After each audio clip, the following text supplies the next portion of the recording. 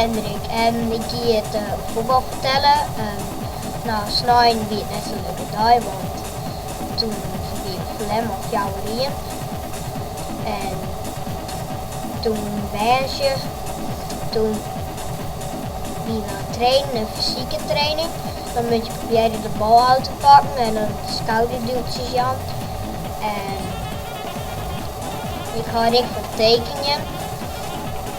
Dus ik ben Mandy. En ik ben Rianne.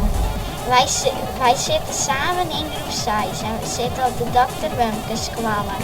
We hebben deze 2 weken Friese weken. En Jood is de trettende.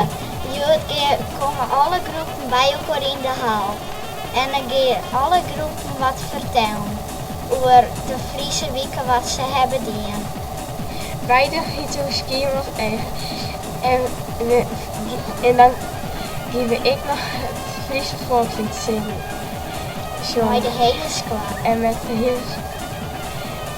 En we doen ik nog een liedje met een toneelstuk erbij.